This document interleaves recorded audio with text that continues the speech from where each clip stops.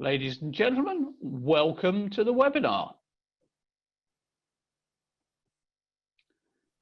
And we're going to be talking about a really important issue today, ease of doing business. How do you make your channel program truly partner friendly? And we've got 4 great panelists for you this afternoon, this morning, wherever you happen to be. So before I start, let me just go through a couple of housekeeping issues. This is very much your webinar, so your questions are really important. And you can ask your questions in 2 ways. You can ask via the microphone, so you can, as you can see, virtually raise your hand. We can then unmute you and you can ask your questions live. Or alternately, you can type your question through the Q&A option. We'll pick up on that question and we will ask that question of our panel. So 2 ways to ask questions. Feel free to jump in at any time and ask those questions. And I'm now going to very briefly introduce our panelists. And our first panelist is Heather Tenuto, and she is the CRO of Ziff Solutions. And throughout her career, Heather has helped tech companies accelerate revenue through both direct sales and channel partnerships. As Chief Revenue Officer at Ziff, her mission is to help companies achieve real channel success. And prior to Ziff, Heather served as the VP of SMB Sales and Indirect Channels at companies like Office Depot and at Vice President of Channels at ShoreTel. She's a longtime resident of Hoboken, New Jersey, where she lives with her husband and daughter. So Heather, tell us a little bit about Ziff. Sure, happy to. So Ziff provides the only enterprise channel management solution that delivers all the capabilities of PRM, TCMA, LMS, and more in a single innovative platform developed to maximize channel revenue. Our solution brings together channel sales, channel ops, channel marketing. So partners are getting a great experience and channel chiefs are getting a better understanding of how their channel investments are paying off. Super excited to be here. Thanks for inviting me. Excellent. And our second panelist is Claudio Ayub.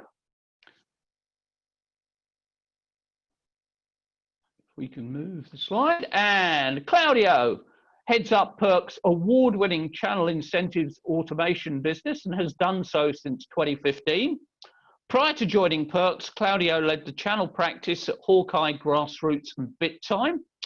He oversees corporate strategy, development, and delivery for all incentive automation solutions. And Claudio has developed over his career and executed major loyalty marketing programs for a host of big-name companies, including Bing, Cisco, Dell, EMC, Juniper, IBM, and VMware. And throughout his career, Claudio sought to inspire the creation of ideas that lead to change and constant performance improvement. So Claudio, tell us a little bit about Perks. So Perks worldwide is a global incentives automation company. And we're a little bit different than most in that we combine a very solid strategy, business strategy with application technology to ensure that our customers become more effective with their channel partners. Excellent. And our third panelist is Cesar Castro. And Cesar's role at Salesforce is to help customers with their PRM digital engagement strategy and help them drive adoption of their partner portals. He's been at Salesforce for almost 6 years, all the time in the community cloud. He's passionate about design thinking and experience design, which I know he'll go into a little more during the panel. And he's a father of 4 and lives in Austin, Texas. So Cesar, Salesforce is huge. Tell us a little bit about your part of Salesforce and where you are. Great, thank you so much, Rod. Appreciate the introduction. Yes, some of you may be familiar with Salesforce. We like to think of our mission today as helping customers better connect with their customers and their partners. That's really how we sort of envision what we're doing today and what we hope to provide in the future. One of the areas that we support is the indirect sales channel. And since we are the #1 leader in customer relationship management software, we have the leading platform. Part of our strategy is to extend that CRM capability to companies who want to engage with their partners. So we provide that through a digital engagement platform that really addresses all aspects of the partner lifecycle, from onboarding, recruiting, all the way through to the transactional side, whether it's deal reg, lead distribution, market development funds, service, and analytics. We partner with many companies around the world, a few who are even on the call today, and many other organizations around the world we work with. And we really focus on providing that type of experience for vendors to make it as frictionless as possible with their partners. We've had tremendous growth, industry recognition, so we're really happy to be here today and share our perspective of what we're seeing in the marketplace. Thank you, Rod. Thank you. And our fourth panelist is Harbinder Kira, and he's the CEO of Mind Matrix. And Harbinder has over 20 years of experience in sales, marketing, and channel enablement software and solutions. He's provided IT consultant services not just to major tech companies like IBM, Siemens, etc., but also to companies including Southwest Airlines, Nationwide Insurance, and Sprint. Harbinder was one of the 3 CEOs to win the CRM Influential Leader Awards last year, so well done, Harbinder, on that one. He has an MS in Information Networking from Carnegie Mellon University and an MS in Computer Engineering from Florida Atlantic University. So Harbinder, tell us a little bit about Mind Matrix. Thanks, Rod, for the introduction. So let me add, so I have 2 kids, 1 daughter and 1 son. So Mind Matrix, I started 23 years ago. Mind Matrix provides unified partner enablement platform. So that has PRM, partner marketing, and partner sales enablement. So this platform is built ground up to have a unified experience for the partners. And also our platform supports the direct sales as well. So that the people on the internal side, the channel managers, the CAMs, account managers, they have a unified view of how their partners are actually performing. Fabulous.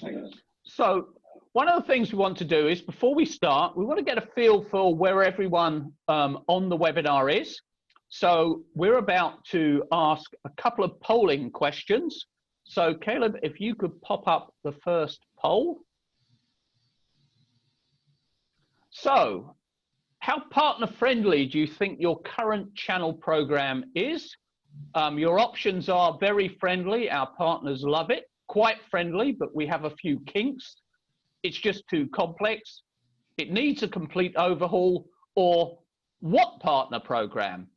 So we have, at the moment, keep getting those answers in. About 50% of you have answered already. So pop those answers in, keep them coming through. We really want to get a feel for where everyone is. Now up to about 65% of the people on the call have answered the call. So we'll keep it open for another 10 or 15 seconds. Keep those answers coming in.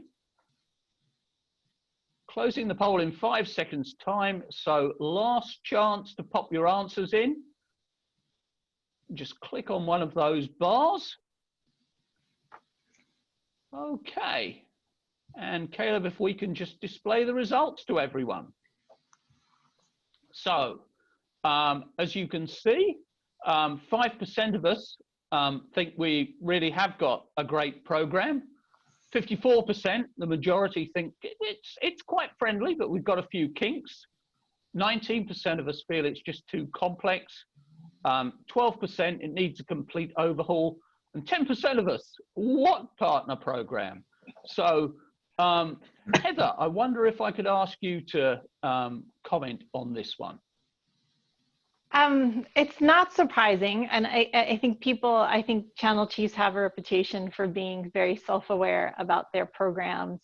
I think the truth is, though, anytime you see something in your program that needs to be fixed, you're anxious to fix it, but the problem is change is hard too, right? So even when you take the step to make your partner program easier, the partners see it as change and all of a sudden it becomes hard. So managing through improvements and managing through getting it easier is just as important as the changes you might need to make. Okay. And Claudio, do you want to come in on this one? Yeah, I'm really shocked by that 5% that says that their partners love it. I've never heard that. So, but yeah, I think it's not surprising that better than half are okay with their current partner experience. What I have noticed in a number of companies is that now there is a position, a partner experience director, so to speak, and there is there's recognition that the engagement level, the partner experience, right, has to be optimal. But like the survey says, you still have a few kinks here and there. I guess we see more than anybody else, right? Because we're day to day looking at partner programs, partner portals, and all types of different engagement platforms. But there is quite a few kinks out there. Excellent. Okay. So Caleb, one more poll and then we'll dive into the questions. So Caleb, if you'd like to pop up the second poll, what are the main issues with your partner program? So 49% say partners do not understand the program's value. There are too many elements to the program, say 16%. Program's not flexible enough, 15%. And the rules are too complex, 10%. So Cesar, if I could come to you to comment on this one. Yeah, happy to. A little surprised to see what was the overriding majority of the answer was focused on the value. I was thinking to myself, complexity was going to be one of the bigger ones, because a lot of what we see in our customers is both from a digital engagement strategy and platform that they're using, as well as their overall partner program. As these things kind of aged over years, new people have come in and added more complexity, either from a tools and product point of view or just complexity of the program. And I think that does tie into value, because the way I think of value is it's kind of a two-sided coin, right? It's what effort am I putting in and what am I getting out of it? And so if things are too complex, then yeah, their partners are probably saying to themselves, what am I getting out of this if I'm putting so much effort into, following the rules of the vendor, following their policies, whether it's around the deal reg or handling leads or market development funds or getting paid and things like that. So I think that all of those complexities require higher effort on the part of partners. And then return, if they're putting in a lot of effort and not seeing the result, then yeah, I'm sure they're questioning value all the time. And as we know, partners have options, right? They don't, they have the ability to work with different vendors. So that's a very important finding here in this poll, that misunderstanding or unable to grasp value is one of the biggest concerns. And Harbinder, would you like to comment? I actually somehow agree with the poll here. So because based on our experience, what we see here is this really comes down to communication. So a lot of times partners, if they're a silver partner, they need to really understand what they have accomplished and what do they need to do to become a gold partner, for example. Okay. So from a vendor perspective, articulating where they stand as a positioning, where the program value, what they have attained, and where do they need to go. And so it really comes down to one of the important aspects of this, making your program, a channel program, a lot more friendly is making sure that you're communicating that and you're making sure the partners understand at any given point where they stand and how much value they're getting. So that really comes down to communication from our perspective. Harbinder, can I jump in on that one? Please, please. That's very, very true. And I remember what I said before about when you make changes, change is hard. I remember very specifically with the team, we made a change to our partner program that we thought would make it easier. And we got a lot of blowback at first. And we did a roadshow, and I see one of my teammates on the webinar, so he's probably checked. We had to do a webinar and literally, a roadshow and webinars to explain and communicate, over-communicate about how this was going to be better and how it was going to be easier. So communication is part of it. If the communication doesn't work, then there's probably something fundamentally wrong. Maybe it's not valuable to all your partners. And then it sends you into this, okay, like, do we have a problem, or do I have the wrong partners, which opens up another can of worms. But I really wish we had a chance to unpack this one and get to the next level of what's behind that. Because it's I'm with Heather on that. In from a different perspective, I think that the partner experience really comes into play there, right? If you're not seeing the value as a partner, is because maybe the value is in little bits and pieces scattered all over that experience. So what you have to do there is deliver a unified, simple view which delivers that value, right? It puts it in one maybe screen, and it tells you where you are in your journey and the accumulated benefits, values, and rewards in general. The channel is coin operated, right? So I'm getting lots of questions coming through, guys. So I want to move on. And a really good question coming in. And Cesar, maybe I can direct this one at you. Do partners really care about program tiers these days, or is it more about which program elements work best for them, i.e. incentives? Well, I think what I have seen, and when it comes to having tiers on the vendors providing tiers for their channel, for their partners, what I have seen is if they're well designed and they're clearly articulated benefits, then I think they do work. I know that in our world, we deal with a lot of not just reseller partners, and I know that's the majority of the, perhaps the majority of the audience here, but we also work with independent software vendors. And for them, the tiering and sort of the recognition is hugely important because I think we have a clear communication of the program. So I think if vendors do a good job of providing, as we said just a second ago, of communicating, the value of the program, and then now when it comes to tiers, of communicating what's the benefit of having that and what do you get in return, and providing, a good incentive, right, for partners to move up, then I think it's valuable. Where I think it fails is when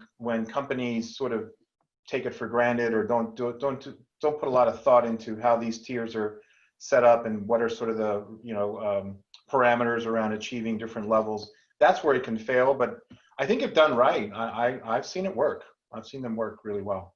And for the benefit of partners, I'm not talking just for the benefit of I would add that the traditional partner tiers don't work anymore, not in these times anyway, right? You now have influencer partners, non-transacting partners, referral partners, right? The entire engagement is digital, right? So, it's really changing. It's more around, my experience is more around the, partner go-to-market. Are they, a specific business model? And that's how I've seen success. You don't engage MSPs like you do resellers, right? Okay, so I've got a ton of questions coming in, guys. And Harbinder, I got what actually seems like an easy, but I think it's quite a tough question for you. What do we mean by partner friendly? Oh, it's a loaded question. It's absolutely a loaded question, Rod. So this is how I define. I've spent a lot of time thinking about what does the friendly word means from a partner enablement perspective. It really boils down to how do you motivate and drive partner engagement. So anything that is really, when I think a friendly partner program that really motivates your partners to sell more of your products and create value for your end customers. That's how I define it. And it's loaded in a sense because it has a lot of different elements. It really boils down to motivation and driving partner engagement and knowing your partners, what is important to them and what is important to your customers. Some partners are not motivated based on money. there are other elements, that are important, that drives the partner engagement and motivation. And all these elements come together to define what makes a program friendly. Yeah. And Heather, we've talked about partner programs and them not seeing the value. What, in terms of engaging with a program, what are the partners' biggest challenges, and why are those challenges there? So we're in a time of change, right? So not only, as Claudio said, there's lots of different kind of partners. A lot of brands are shifting their models, right? Whether they're moving from premise to cloud, one time to managed services. And so what I think sometimes gets lost is what's the partner journey supposed to look like. And before you can even start to describe that, you've got to take a step back and say, okay, as a supplier brand, what journey do we want to take our customers on? Like, can we all agree on what that is? And then what role do we want our partners to play along that journey? Because it's not just sell. Sometimes it's implement. Sometimes it's renew. And I think there's a lack of communication and transparency between brands and their partners on, here's what we really want from you. Here's what we really need from you. Here's the help we need. And here's how we're going to incent you to do all those things. And it, like Harbinder said, it might not be money. There may be something else. But as an example, why am I going to help you renew a service contract? Like, what's in it for me? And making sure there is value there for the partner, and it's clear what that value is. So describing that customer journey, making sure the partner knows where they fit, and incenting those fits is something I think a lot of programs are missing. And Cesar, if I could come to you, we're trying to build something that's partner friendly. We're trying to build a program that does what we need, but also the partners look at it and go, yeah, this is cool. What have you seen as the best ways of engaging the partners in that process, so we're genuinely getting their feedback and also we're able to act on that? Good question. I think that it's kind of a little bit of what you mentioned in the question. I think that having a good, clear feedback loop is important. We do that as well with our partners and our ISVs. We have ways in which we're seeking their feedback and their input.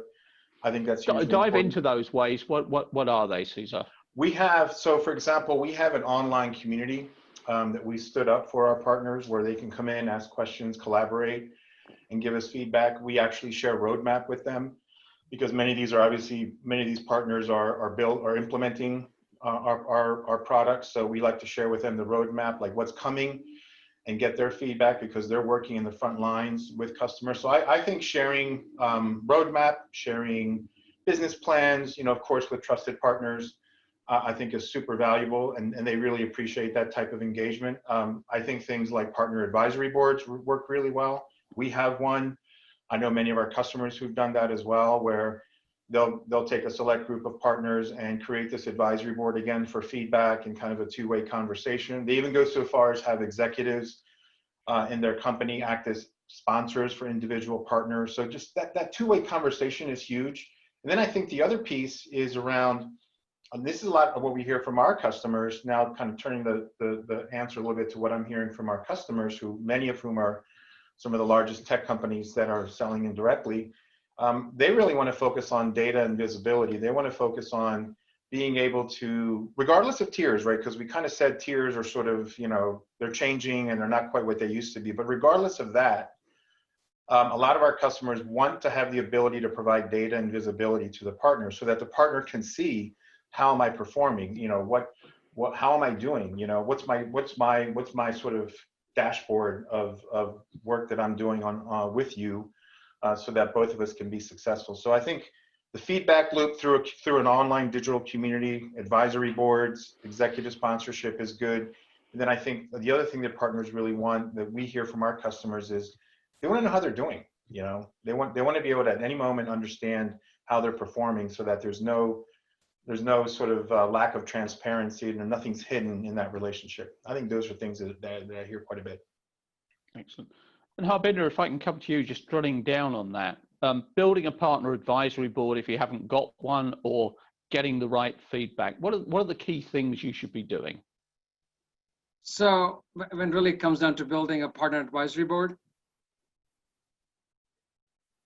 is that the question? Sorry, Rod, you're That's breaking. right. If you're building a partner advisory board, what should you be doing? How do you do it? How do you make it really effective? So it's really, first, it really comes down to understanding your partner ecosystem. So because you need to pick partners, part of the advisory board across different partner types you have, okay? So as you're coming back to your referral partners, you have influencers. So you have people, resellers, MSPs, some people are co-selling, and some people are, you have 100% they're responsible for selling, depending upon the sales motion. You have different types of partners, and picking partners of each of these groups and understanding, again, it really goes back to the motivation, what really, what tools they need, in terms of driving, enabling them. That could be marketing tools and sales enablement tools. So picking the right people in each of those categories and trying to define and understand the requirements. So that's really as part of the advisory group. If you can select people in each of those categories, depending upon how you sell, that's important. And at the end, I would say the important piece here we're not talking about is enabling efficient partner program is to removing any kind of blockers, because as part of any channel program, you're going to see a lot of these blockers come your way. And what process and system you have put in place to remove these blockers, that's another key element. Okay. And Claudia, maybe you can come in, talk about some of the blockers you see and how you get rid of them, because I think it's a really good point from Harbinder. Yeah, I see a lot of vendors that they have their, defined tiers and they, have their partner profiles. And I asked, hey, when was the last time that you updated the partner profile? And it's typically a few years ago. And that needs to really be reworked. You really need to understand your partner's profiles today in order to engage them. And the reason is because you need to build an engagement model that is highly personalized, right? And it's specific to that partner type and with that go-to-market, right? So thoroughly understanding, who you're going to engage with and who you need to motivate is, to me, one of the first key areas. Then you have to recognize that partners are organizations with people, in that, the millennials today are very different from prior generations. So in order to, engage partners today, you have to be personal, and you have to recognize the different partner personas, right? A sales manager or a partner is going to have different needs than a sales engineer, maybe a marketing person, right, that wants to use Heather's marketing automation solution. You need to know who that person is. And when I look at PRM, is there a flag in PRM? Can I identify in PRM who's the marketing person? Can I identify who's a sales rep, who's a sales engineer? You have to be able to do that today in order to deliver the right message to the right person at the right time. And you have to be able to do that in a scalable way across multiple channels to keep it simple. Otherwise, it gets very complicated. And Heather, if you have hundreds or thousands of partners, how do you actually profile those partners? What are some of the most effective ways you've seen people doing that? I think that there are a lot of solutions on the market that can help brands with thousands of partners profile them. I think that before you start that, you should be very clear on what it is that you want from your partner community, and look at the ones who are successful and what they look like. Once you're solid on that, I think that there's lots of providers out there that can help you go through and segment and get a good head start on knowing who your partners are. I think the next step then is having a platform where you can, to Claudio and Harbinder's point, communicate at a very personal level. Like, know who you're talking to and make sure you're delivering the message that they want to hear. And it's no different than how you might talk to your customers. And we take for granted that the partners are going to be okay with a missed message. I also have seen, and I've been in this boat myself, where I've been a little nervous to communicate with my channel and my partners because I was scared of sending the wrong message to the wrong partner.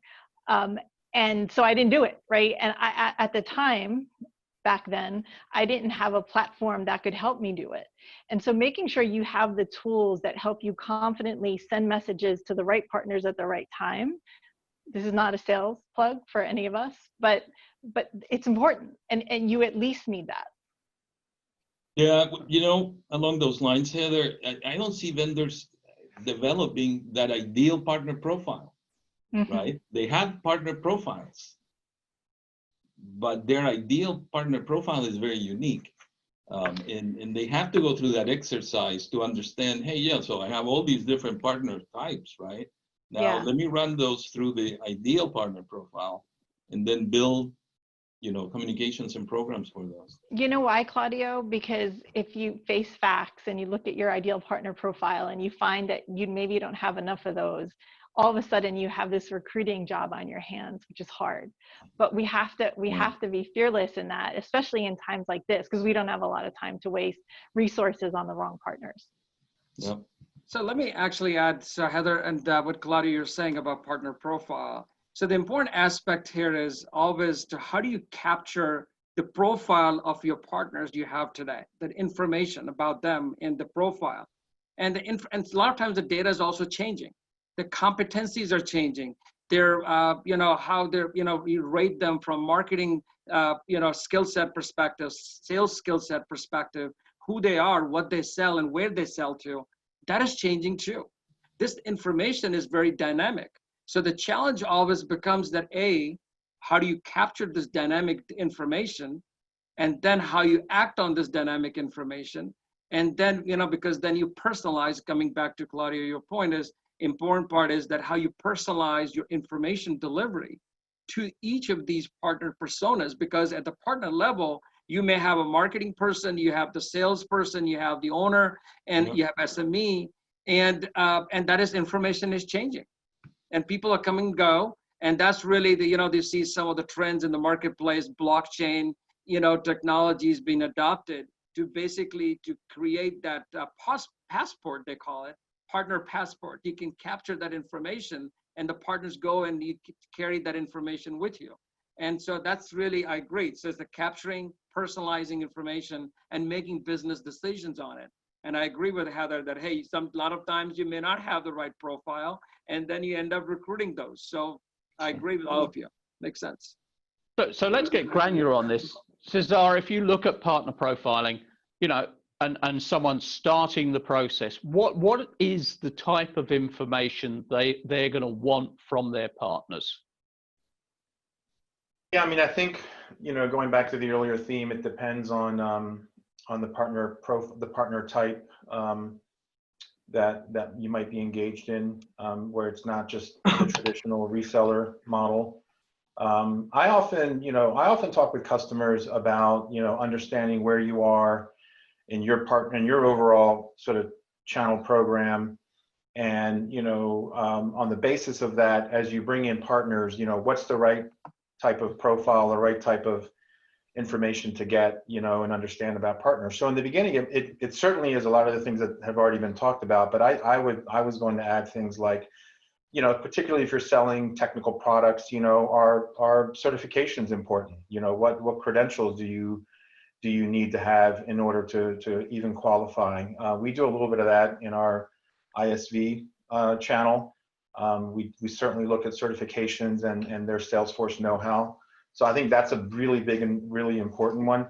I also think that, especially with new partners that are new to do business with you, there are some potential leading indicators that can help you sort of think of it from a profile point of view, right? Like, so for example, you could start collecting data around partners that show that give the partner the ability to demonstrate, hey, are they taking the right steps from a leading metric point of view to learn about, your product. So for example, are they attending your webinars? How are they doing on enablement? Have they stepped up their certification if you think that's something they need to do? So that to me could become part of the profile, right? Like it's data you're collecting on the partner, on their behavior, on their activity, so that you can begin to track, okay, these guys, this company, if you're a vendor, right, you can look at a partner and say, okay, they've signed up and they've done a lot of the enablement, they've attended webinars. I see that they have, X number of people that are certified on our product. And I think that kind of data can also be super important. And then longer term, I was going to add that when partners have been around for a while, then of course you can look at lagging data, like, okay, well, how many deals did they close? What's the attrition rate of deals that they've done? You can do all kinds of interesting metrics around that as well, that you can build over time into sort of this internal profile that you have around each of these partners. Claudio. Yeah. I just wanted to say it's a really complex process, guys. I've seen partner scorecards, right, with over 120 different attribute metrics and value scoring around those attributes, okay, in order to really define, what does that partner look like and how does it work for me? And so, if you want to get granular, Rod, I will make available to the audience a ebook specific in partner profiling that details a methodology that will get you there. But it is a complex process. It's not easy. You have to look at, again, over 120 different attributes, partner attributes, and then value score those against your ideal, partner profile. So again, that ebook will help people walk through it. Super. And we'll post that along with the webinar in the community tomorrow. So we talked about transparency, Heather. What information do partners want? If you were putting up a dashboard, yeah, you could provide them with 1,000 pieces of information.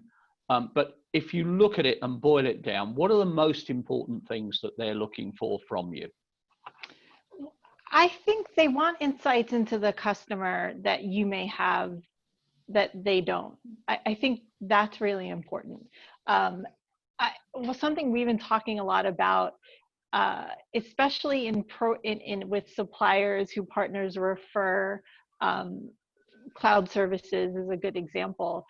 I also think partners would love to understand how the satisfaction of their customers matches up against the satisfaction of customers coming in through other partners, right? So like, if you use NPS, for example, what's the average NPS of my customers versus the ones my peers bring in? I don't think we're doing enough of that, and I think that would be interesting. Just to go back to what I said before, what else can I be doing for my customer? I've sold it. Where are the other places for me to get involved? How do I stay in good standing with them and in good standing with the supplier by offering more? I think there could be more transparency about that. And we should be communicating pretty freely with our partners on those opportunities. And Harbinder, you're nodding frantically. No, so I agree. I agree with I'm agreeing with her. Heather. So obviously this is we see a lot.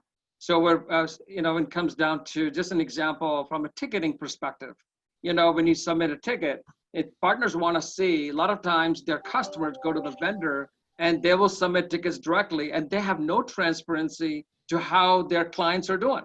So having that insight is important. So they want to know how they're doing. So that's one of the things we see. The other part that I want to add here is, like, if you think about different types of partners, we have, let's say, referral partners. They have a different need, the things they would like to see in a dashboard. So for example, as a referral partner, you want to see how many leads have come in that you submitted or you generated through a referral program, and they want to see how many leads converted in an opportunity and how many opportunities closed, and they want to see how much money they made and how the commission got paid out. So they want to see a complete lead to revenue journey in the platform, as an example. So that's really what we see, the referral partners, that's what really they care about. So then some people, resellers, they want to see the order status, they want to see that, all of it. So commission, order status, the orders they have placed, and if you are selling products, the RMAs, renewal opportunities. So there's a lot of different types of metrics depending upon the partner that partner type you're working with. So if you're in a co-sell kind of situation, people want to see how many deals you registered and how many deals converted into got approved. And so having that level of transparency, the deals got approved to opportunity and all of that. And if you are supporting MDFs and SPIFs, and so they want to see how much MDF budget is being allocated to you and all that details. So that's really what we see depending upon the partner type. The needs. Yeah, I would agree with that 100%, Harbinder. I mean, I call that letting the partner know where he stands on their journey on demand, right? Be it MDF, as you pointed out, or even new partners, as Heather was saying before, you have to go recruit, right? If you're a new partner coming on, you have to understand where I'm at. Have I completed access to all platforms? Have I signed every agreement and document? Am I really gold, which I was supposed to be when I got started with this, right? So again, to make it short, to me, it's about always letting them know where they are. And Cesar, if I can go back just, I'm getting tons of questions coming through, by the way. And so I'm trying to summarize all of these. If I go back to the blockers on the system, if you're looking at a program, where are the typical points where the partner goes, this is just too difficult, make this easier? What do you typically see, and what needs to be done to fix those? Yeah, I think where I see a lot of complexities from our customers is, as I was mentioned earlier, they have very complex systems that they just allowed to proliferate over time. So I've seen customers that, actually almost the same data point that Claudio shared earlier, where I've seen customers that have like 150 questions you need to answer to join a program. And so I think that becomes a huge point of friction. I think another big problem is when companies fail to invest to support the channel. It's interesting, right? I mean, we've all seen statistics that show the vast majority of goods and services around the world are sold indirectly. Yet when you compare that to the amount of books that have been written and content that's been created, there's much more content created around selling than there is around indirect selling, yet the majority of business is conducted indirectly. So I think a lot of companies today, surprisingly, I see it even in very large companies that you'd be surprised to hear about. They're not, I don't know if it's that they don't quite recognize the value of the channel or they take it for granted, but they're just not investing in it. And so that creates difficulty because you've got a very small team that's trying to manage a very large group of partners at all different stages of their, maturation and their journey with you. And that creates difficulty. So I think if you can overcome some of those things, you can be really, really successful. I like to talk about, one of the things that I like to recommend to companies is when you're using a digital engagement platform to work with the channel, right? Like all of us provide some form of, right, that type of digital engagement channel or platform to help you engage with partners. Make sure that you've got, the right level of people staffed even to manage that platform and to manage that digital engagement. That is hugely important and often overlooked. And so having someone that's sort of the partner digital engagement manager can go a long way to addressing some of these, issues that partners face, because it's a challenge. It's a challenge for some of these. And if you don't do a good job of onboarding them, thinking through like what does that partner journey look like, then you're going to lose them right away. And I think that's still to this day we see that out there in our customers.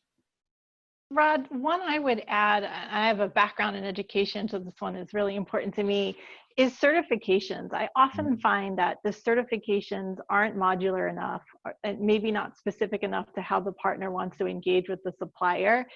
and they tend to be old and outdated. Like, it's okay if it's boring and I just got to get through it. There's no excuse for that anymore, right? Like, learning, especially now, is very digital, and you've got to up your game with certification. It shouldn't just be a checkbox. It should be something that engages your partner, that gets them excited about selling or supporting your product. And it has to evolve and change like your product does. There's no excuse anymore for putting partners through like really boring, click the box online education. Absolutely. Partners expect to engage with channel tools just like they do with social applications or like they do with Amazon, right? Simply, easy, right? And you can't have a very complex, clunky digital experience, right? It isn't digital.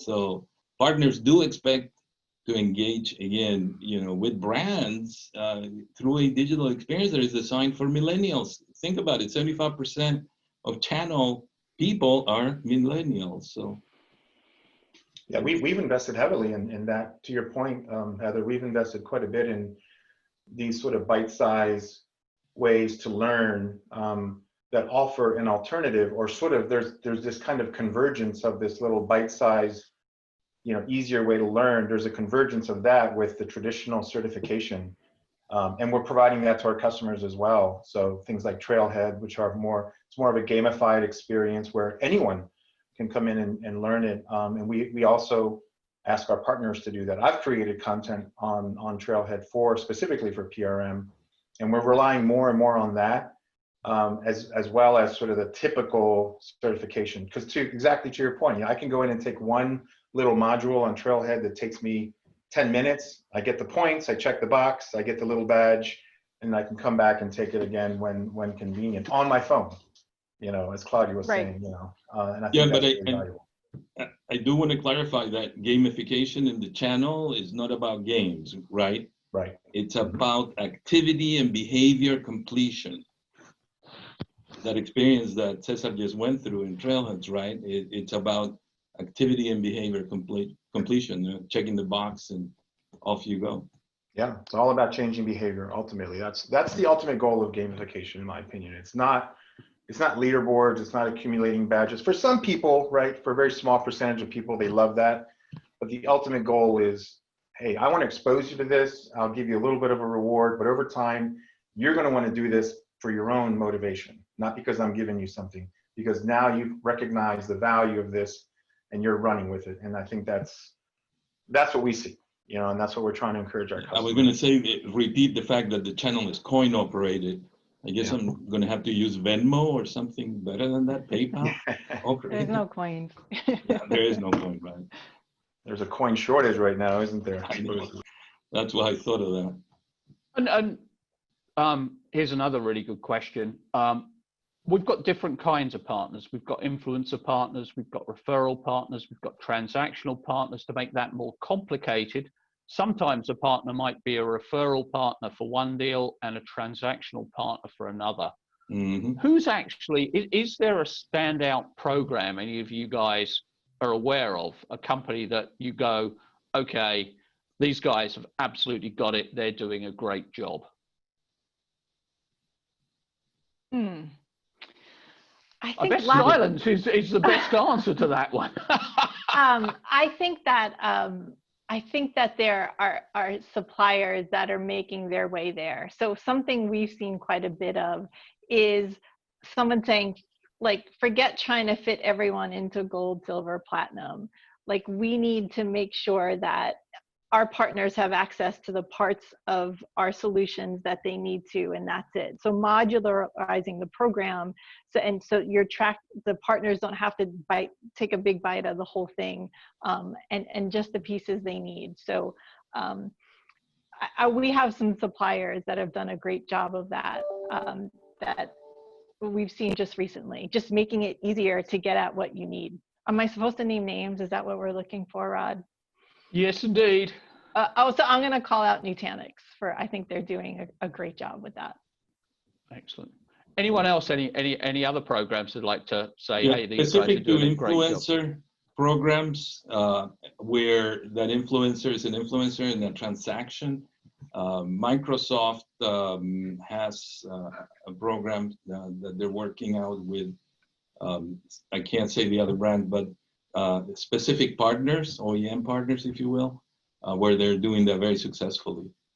They're able to run, very solid engagement strategies with the influencers, and then transact in different levels, I guess. Okay, so we're almost out of time. Boy, has Wow. time flown by. I'm going to ask each of the panelists, and we've got a number of questions still remaining, but I'm going to ask each of the panelists for 2 really cool ideas that you could implement tomorrow to make your partner program more friendly. Cesar, if I can start with you. Yes, thank you. First of all, thank you, Rod, and all the panelists and everyone who attended today. It's been a great session.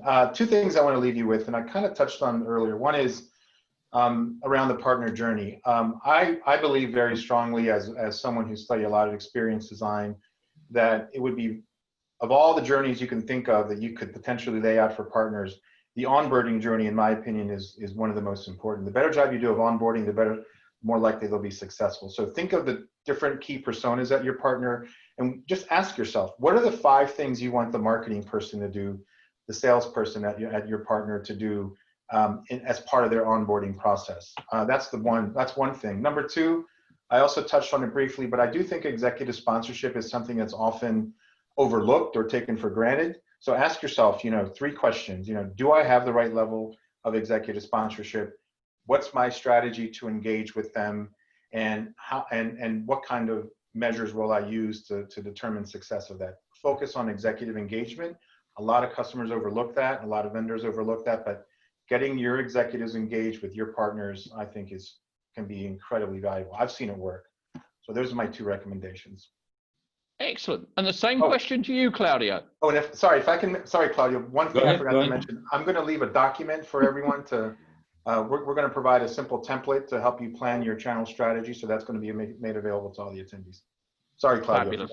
No, that's all right, Cesar. So in my view, it's about personalization, right? It's about personalizing that engagement with that particular partner persona.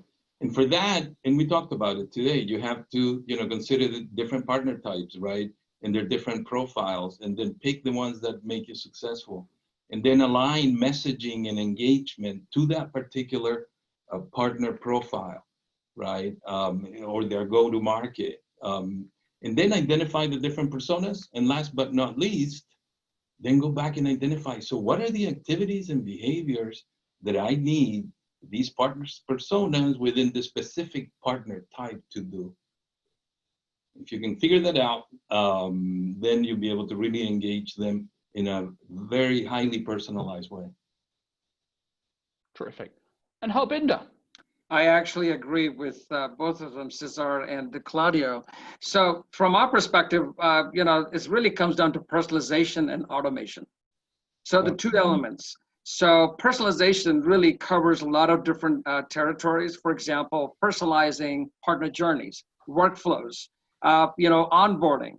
And so not just that, personalizing content delivery. You made training delivery, recommendation, where do they stand, understanding that. So that is really the personalization of content and training and tools, depending upon the partner personas and tiers. So that is really the first part. That is the personalization. And now the second part is the automation of it.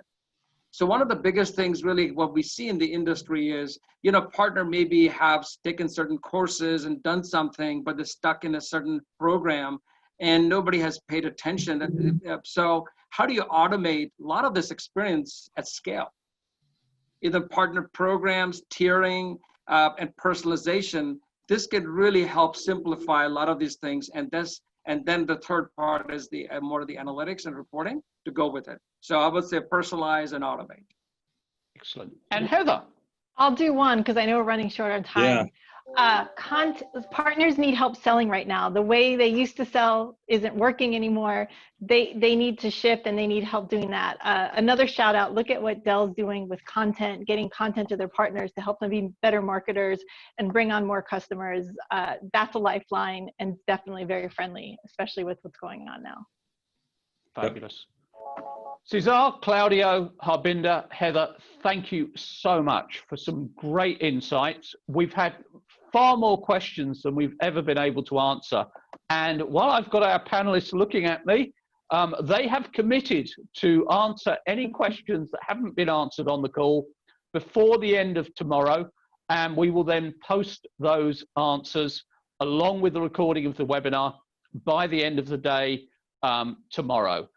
We've also had a number of them offering pieces of information to illustrate what they've been talking about. We'll be collecting those, and those will also be available. So a huge thank you to the audience for some terrific questions. And once again, a great thank you to Cesar, Claudio, Harbinder, and Heather. And as you close, you will see a survey coming up. We really, really want your feedback, and we will put everyone who answers the survey into a draw for a $150 Amazon card. So please do take the time to answer that survey. But thank you all very, very much indeed. Thank you. Thank you.